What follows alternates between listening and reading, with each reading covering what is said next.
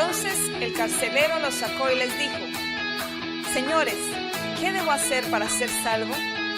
Ellos le dijeron: Cree en el Señor Jesucristo y serás salvo tú y toda tu casa. Y le hablaron la palabra del Señor a él y a todos los que estaban en su casa. Este es el pastor Alan Rodríguez de la iglesia Fuente de Vida en Ciudad Colón, San José, Costa Rica. Esperamos que seas bendecido por esta palabra.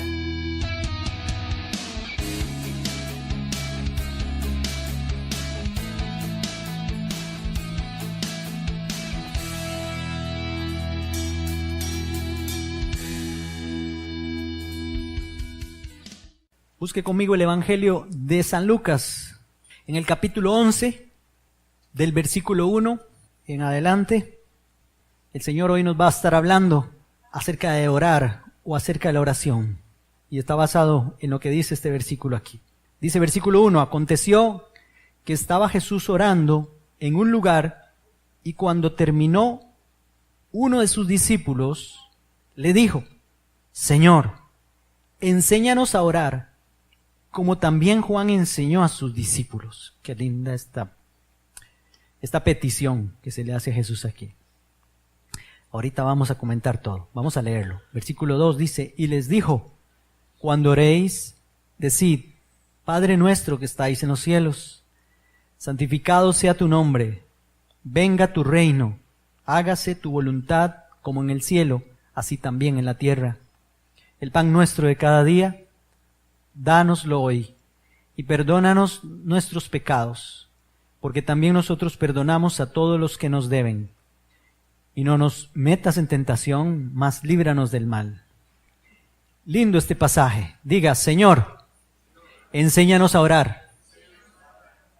Sin duda los discípulos sabían que el secreto de la vida de Jesús era la oración, porque todos los días lo veían orando.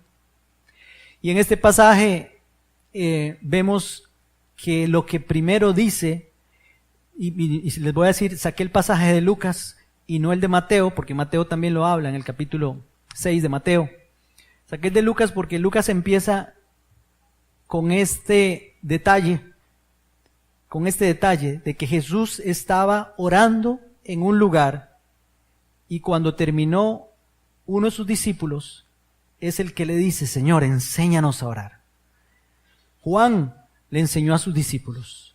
Entonces, al empezar con este detalle, es importante notar que cuando pensemos en este pasaje, el que la gente le llama el Padre Nuestro, debemos de pensar en él en un contexto de enseñanza, porque ellos le están diciendo: Señor, enséñanos.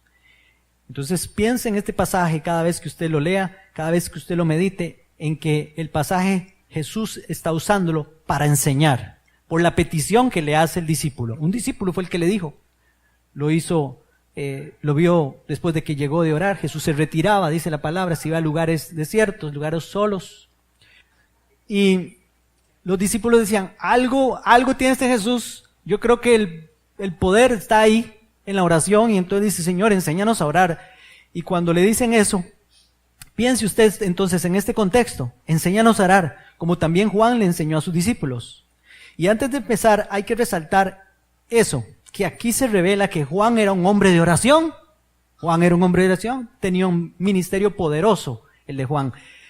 Y el ministerio poderoso nunca se lo imaginen, porque es una persona que hace milagros, que echa fuera demonios, que cosas así, porque Juan el Bautista nunca hizo un milagro de esos, nunca levantó un paralítico, sanó a un enfermo que estaba, alguien que estaba enfermo, alguien que estaba ciego, algún sordo o alguna cosa así, ¿no?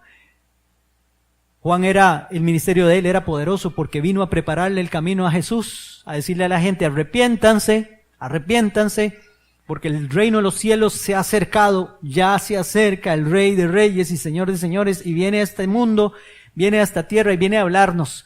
Empezó a prepararle el camino al Señor. Pero nos revela entonces aquí que Juan era un hombre de oración, un hombre que oraba. Y no solamente le interesaba orar, sino también le interesaba que los demás aprendieran a orar. Era un hombre que les enseñaba a sus discípulos: enséñanos a orar como Juan le enseñó a sus discípulos a orar. porque ellos sabían que es lo principal. Y al cristiano lo que menos le enseñan en las iglesias es a orar. Nosotros estuvimos en aulas de instituto bíblico y nunca nadie dijo, lo principal, si quieren ser pastores, si quieren tener un ministerio, es orar, aprender a orar. Vengan el día de mañana y les vamos a enseñar cómo se ora. Les vamos a dar una clase, un seminario de oración. Nunca, nunca. Es lo principal que tenemos que aprender. Qué triste es ver eso, porque hay personas que salen con un diplomado, con una licenciatura, con un doctorado, con una divinidad, y no está incluido en todo ese currículum de materias de un instituto bíblico, de un seminario bíblico, la materia de oración. Cuando es lo primero que hacía Jesús. Bueno, pues hoy vamos a aprender algo, y espero que usted capte y usted agarre algunas de estas cosas, porque es importantísimo que el cristiano aprenda a orar. Señor, enséñanos a orar, dijeron ellos. Diga, Señor, enséñame a orar. Y si aquí se dice, Señor, enséñanos a orar, es porque realmente tenemos la necesidad de aprender a orar.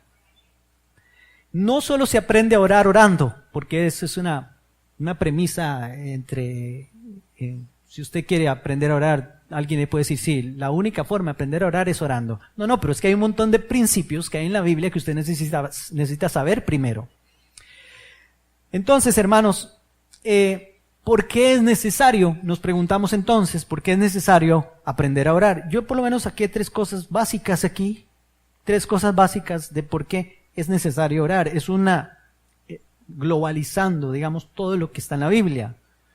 O por lo menos una parte, seguro se me va a quedar mucho, pero por lo menos lo que primero entendí, lo que el Espíritu Santo me puso en ese momento. Lo primero es porque es el medio para comunicarnos con Dios. Es el primer medio para comunicarnos con Dios, pero no solo para comunicarnos con Dios, sino para que Dios se comunique con nosotros. Porque cuando usted ora, usted no hace un monólogo. Para un monólogo ponga a Dante Gebel o ponga a Adal Ramones. No. Mire, en esto es necesario que usted hable, pero tiene que darle oportunidad al Espíritu Santo, a Dios, que le hable mientras usted está orando.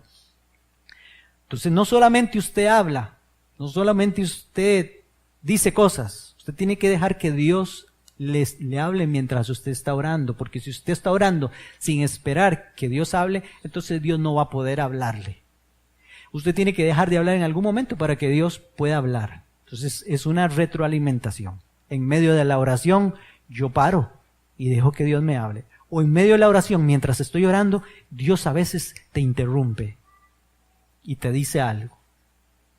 Pero hay que tener tiempos de comunicación, de intimidad con Dios. Eso es orar. Entonces, ¿por qué entonces es necesario aprender a orar? Porque es ese medio para que Dios se comunique con nosotros y nosotros con Él. Lo segundo es porque orar trae un sinnúmero de beneficios. ¿Para qué nos sirve orar? ¿Qué pasa cuando oramos?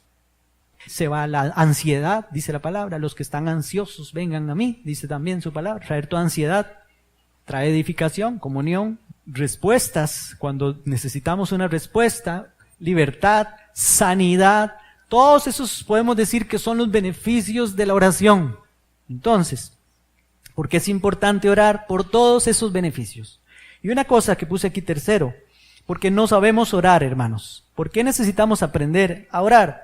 Porque no sabemos orar como conviene, dice Romanos capítulo 8, versículo 26 y 27. Dice Romanos que el Espíritu mismo nos ayuda a nosotros. Búsquelo en su Biblia, búsquelo. Dice en el versículo 26, oiga, de igual manera, ¿ya lo tienen? 8:26. De igual manera el Espíritu nos ayuda, ese es el Espíritu Santo. Nos ayuda en nuestra debilidad. Pues, ¿qué hemos de pedir como conviene? No lo sabemos. Pero el Espíritu, ese es Dios, el Espíritu Santo, el Espíritu mismo intercede por nosotros con gemidos indecibles. Pero el que escudriña los corazones sabe cuál es la intención del Espíritu, porque conforme a la voluntad de Dios intercede por los santos. Voy a explicarle de qué se trata eso que acabamos de leer.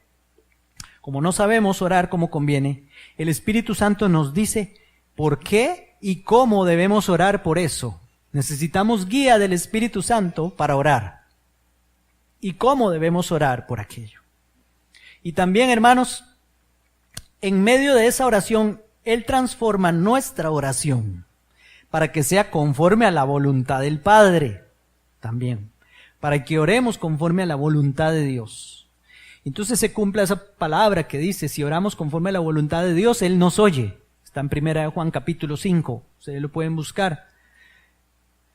Entonces para ser oídos tengo que orar conforme a la voluntad de Dios, conforme a lo que a Dios, los principios de Dios. Entonces no se ora por lo que sea, no se ora, no se ora a lo loco, no se ora. Cuando oro, y por eso es que necesito aprender a orar, para orar conforme a lo que Dios quiere. Se supone que en una comunión con Dios, Él va a ir enseñándome por qué y cómo debo orar. Entonces, cuando nos acercamos a este pasaje que estamos, pues ya vamos al pasaje de Lucas donde estábamos, vuelvan otra vez a ese pasaje.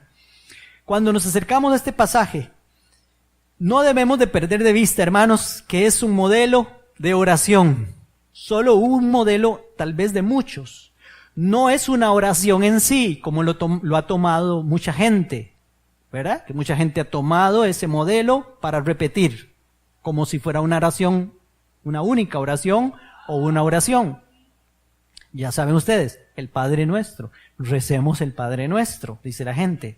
Y entonces la gente repite lo que Dios dijo, lo que Jesús dijo. Usted lo lee en Mateo eso, unos versículos antes dijo, pero no repitan, dice Jesús, no repitan. Los que repiten son los que no conocen a Dios. Ustedes no deben repetir. Y entonces dice, oren más o menos así. Y entonces es este modelo de oración.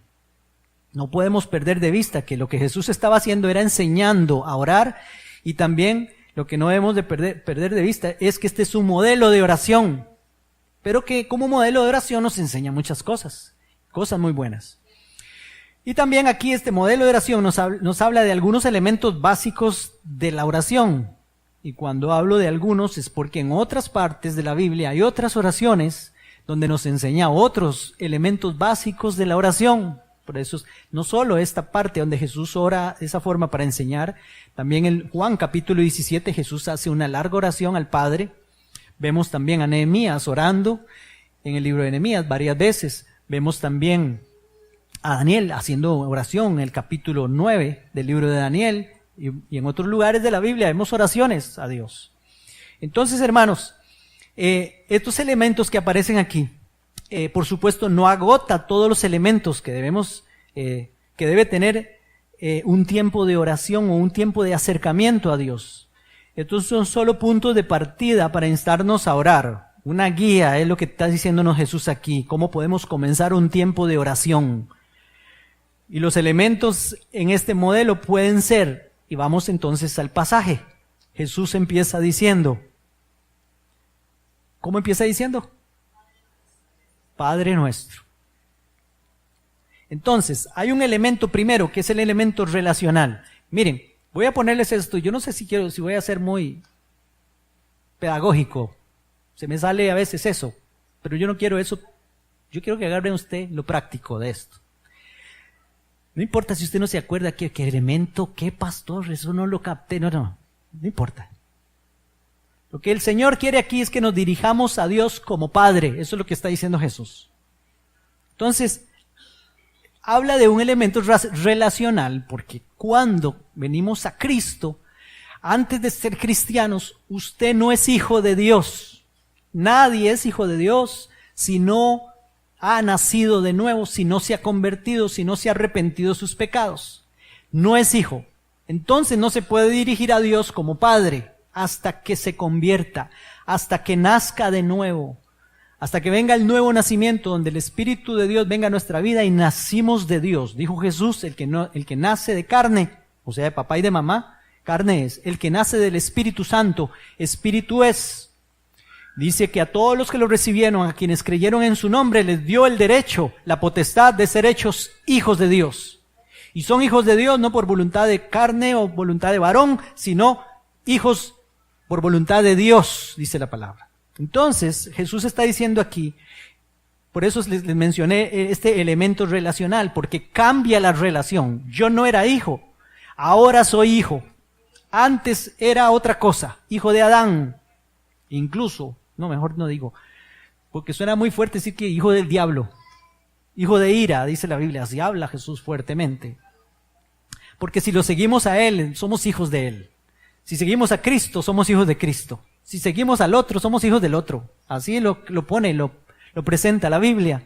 Entonces, este elemento relacional es que yo no era hijo de Dios, pero ahora soy hijo de Dios y entonces ya me puedo relacionar con Él de hijo a padre, de hijo a padre. Entonces puedo decirle Padre nuestro o Padre mío. Aquí dice Padre nuestro porque Jesús quiere generalizar aquí.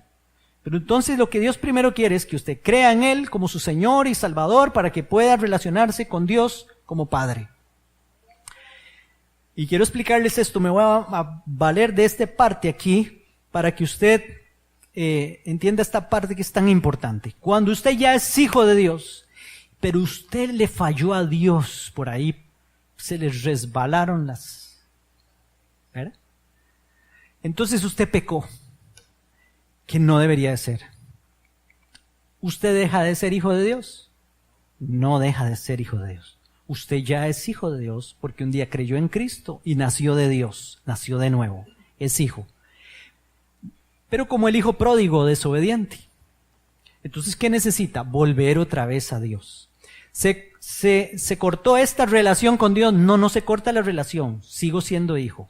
Desobediente, pero hijo. ¿Voy a ser bendecido? No. ¿Voy a perderlo todo? Sí. ¿Verdad? Pero lo que se pierde es la comunión, la comunicación. El hijo pródigo, cuando estaba ya lejos, no podía hablar con su papá. Andaba lejos, revolcado entre cerdos. ¿Qué dijo cuando se dio cuenta dónde estaba? Dijo, no, yo voy a ir otra vez a la casa de mi papá. Lo perdí todo por estar tan lejos. Y voy a perder mi vida si sigo así. Y se devolvió otra vez. El padre lo recibió y pudo empezar a hablar otra vez con su papá. La comunión se restableció. La comunicación que se había perdido. La relación era la misma. No le dijo el papá, mira, ya te desheredé, ya no estás aquí en el testamento, ya no existe nada, no, ya usted perdió mi apellido. No. El padre dijo, mi hijo muerto era, pero ahora ha revivido. Vamos, hagamos fiesta para celebrar de que volvió otra vez. Entonces, aprovecho esto para decirles, el hijo es hijo para siempre. Mientras viva. Mientras viva. Porque yo no sé qué pasará si el hijo muere apartado de Dios. Ya yo no sé, seguramente Dios sabrá. Yo no sé, mejor no digo nada. No quiero meterme en las cosas que no están reveladas ahí abiertamente en la palabra. Entonces, hermanos, no nos podemos dirigir a Dios...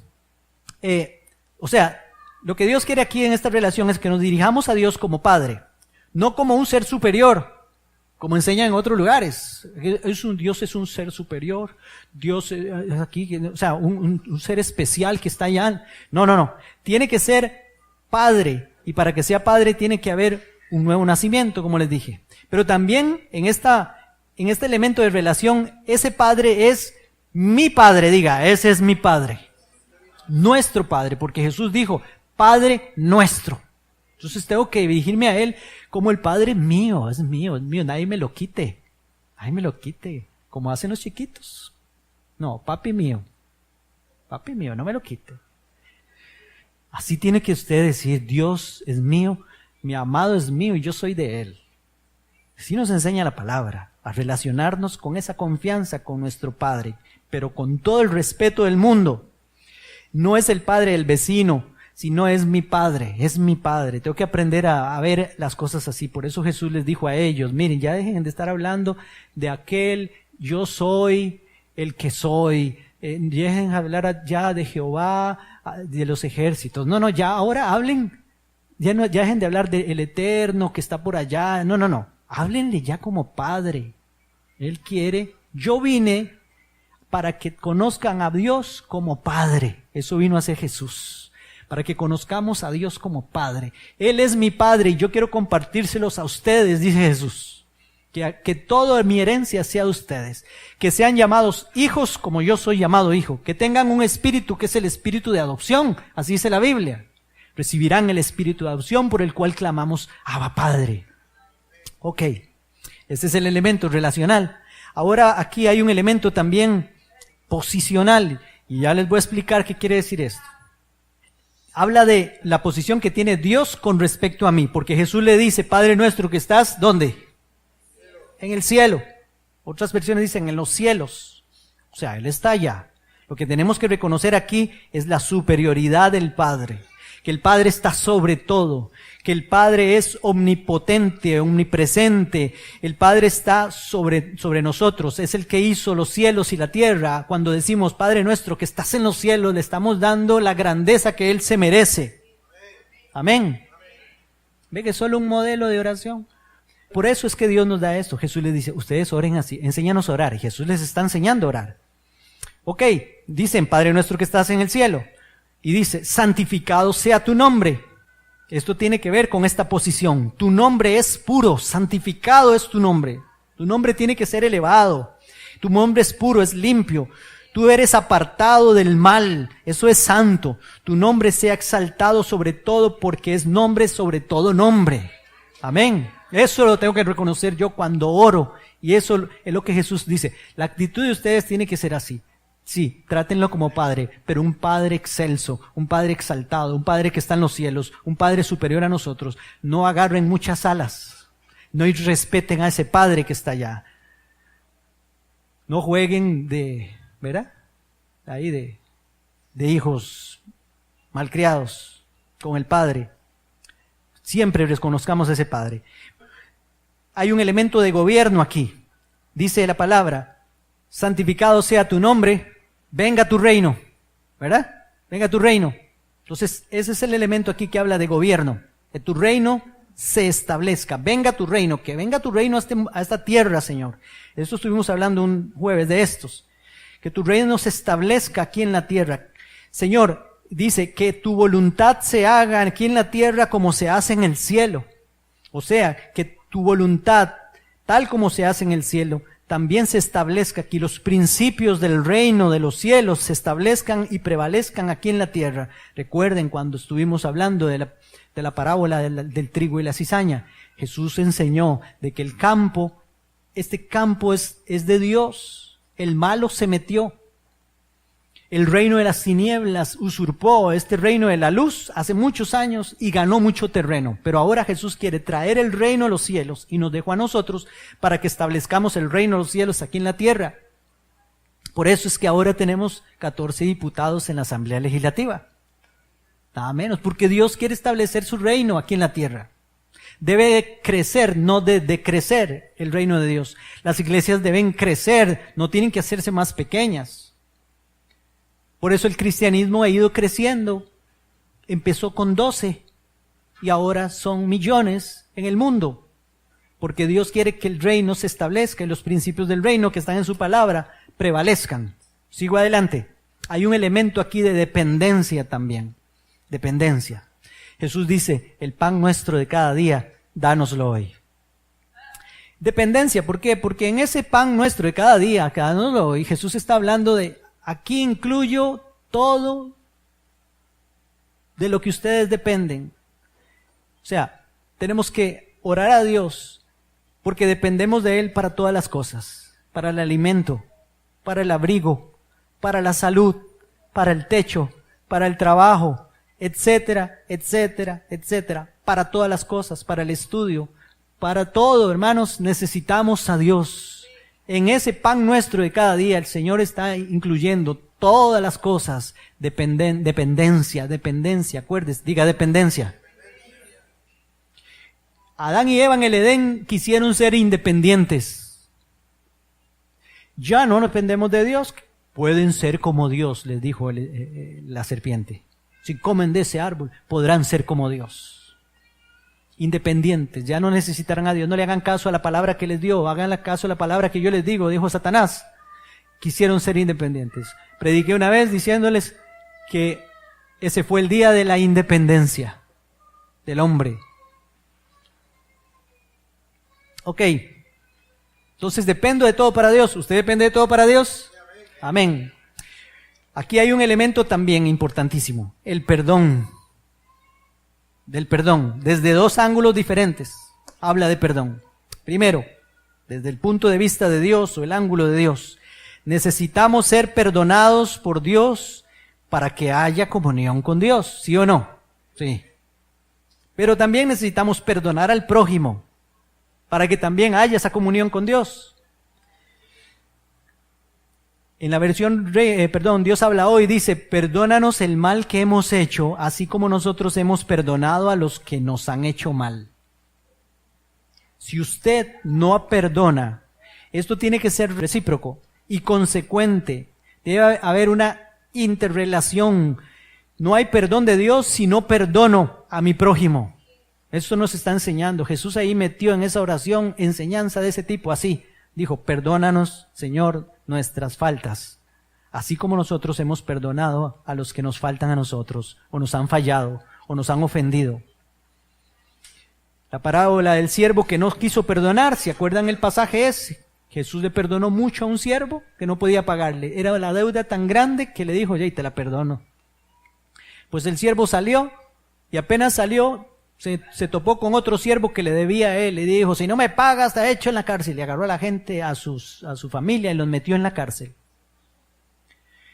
Y los otros siervos se dieron cuenta y le contaron al padre de familia, y le dijeron, Señor, aquel que perdonaste ahora no quiso perdonar. Y entonces dicen, no, entonces tráigamelo aquí y échenlo a las tinieblas de afuera. Ahí será el lloro y crujir de dientes, porque si no perdonamos, Dios no nos perdonará.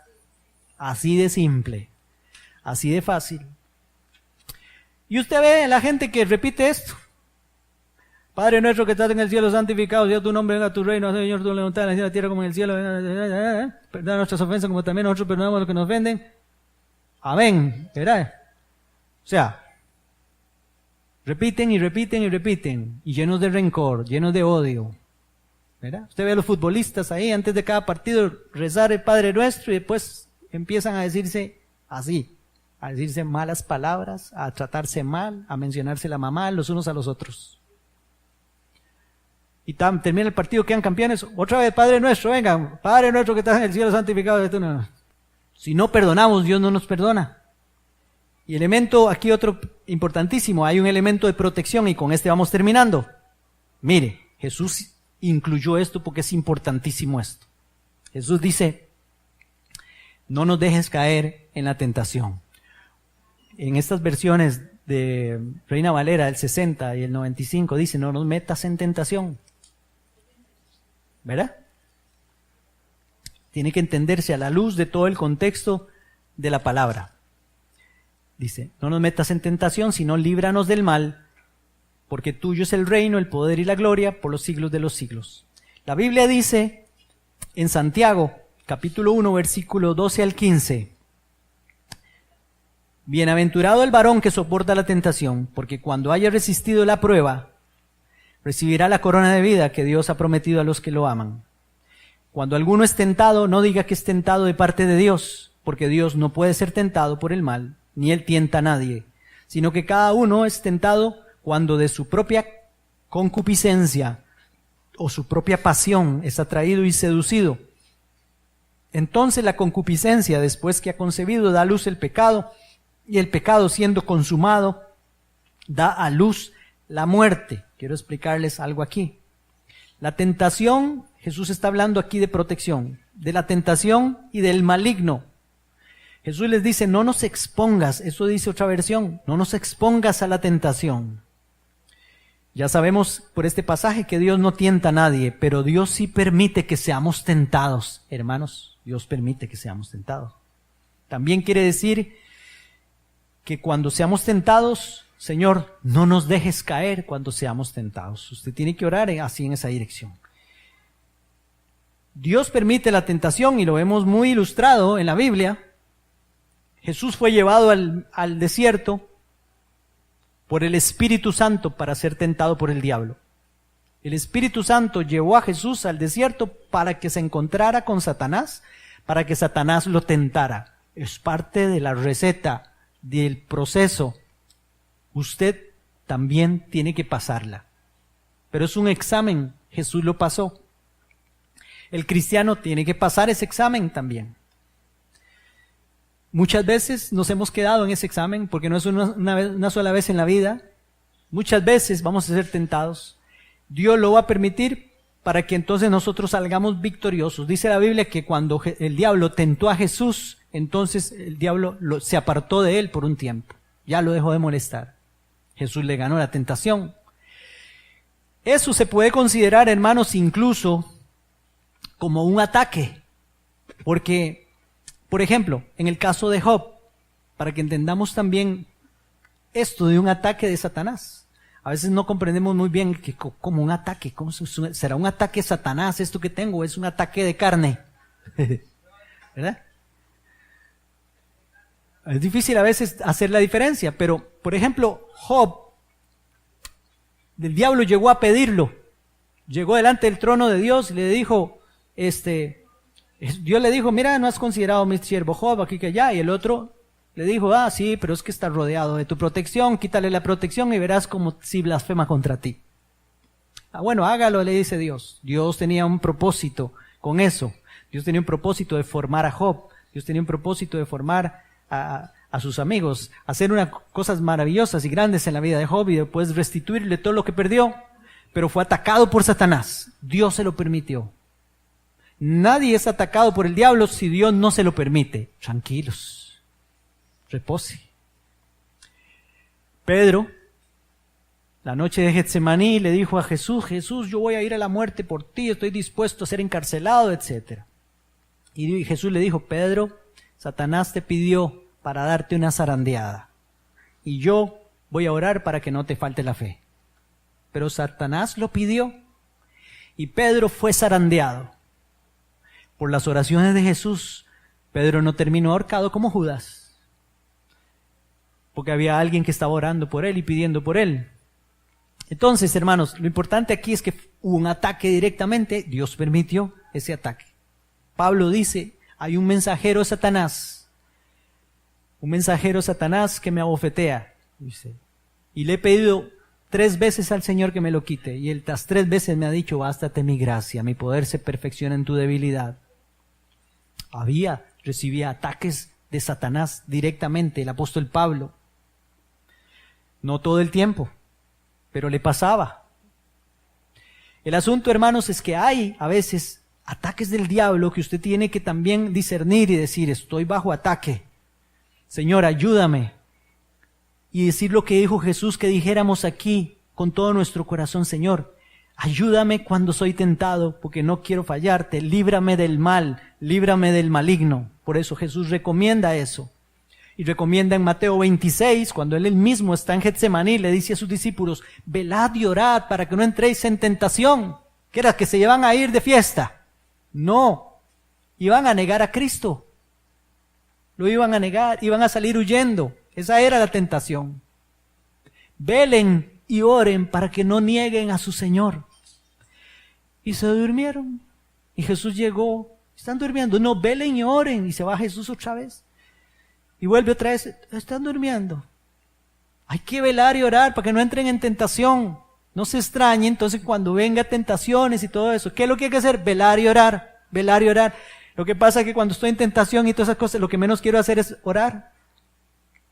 Pero lo primero que tengo que hacer, doblar rodillas y diga, Señor, estoy siendo tentado, Señor, estoy bajo ataque, Señor, mi carne me gana, estoy teniendo pensamientos que no tengo que tener, Señor, ayúdame, no me dejes caer en esta tentación, agárreme la mano, Señor, líbrame del maligno.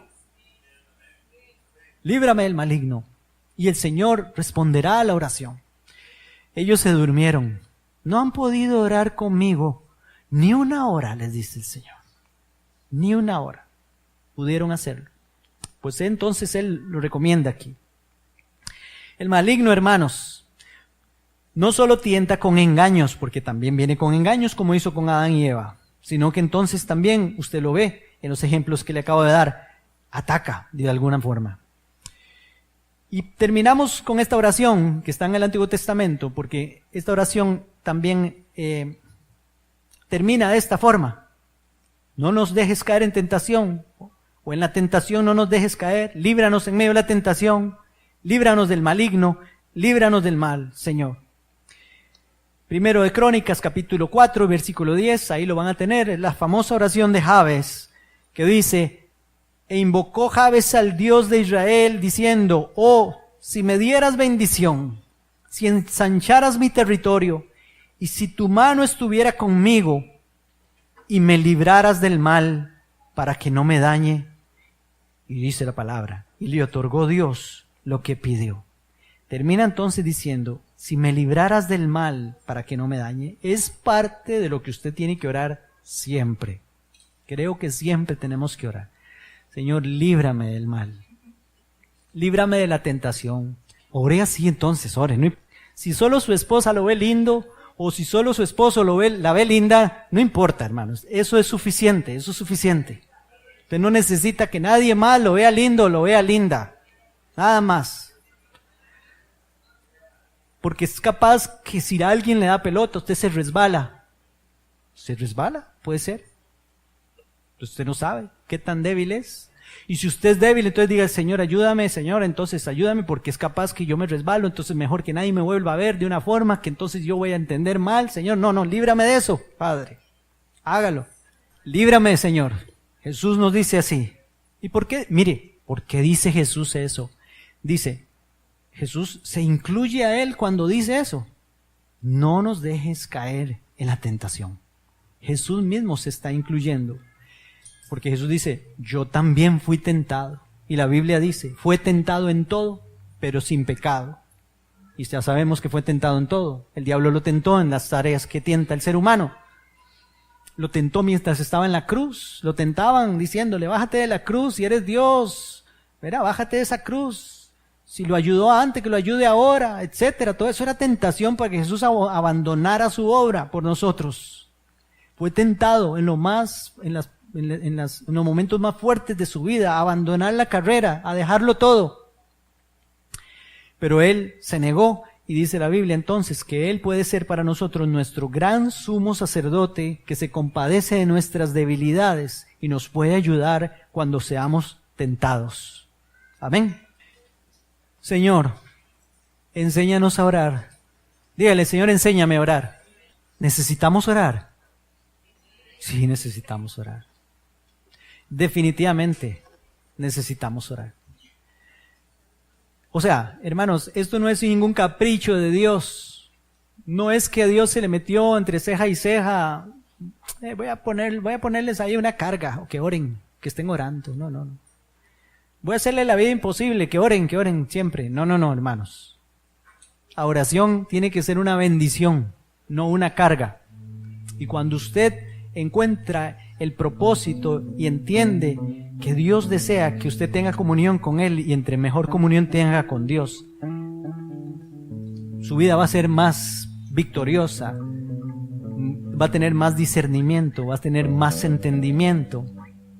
Cuando usted entienda eso, entonces usted va a orar automáticamente, se le va a salir la oración. Usted va a orar. Cuando dice Jesús aquí, el discípulo le dice: enséñanos a orar, no es que le está diciendo: enséñanos a orar para orar en público, ahí muy bonito. No se trata de eso, no se trata de orar bonito, de que usted diga palabras de domingo, ni nada de eso, no está hablando de eso. Más bien a Jesús le caía mal eso. Los fariseos oraban en público para que los vieran y usaban palabras ahí, ¿no?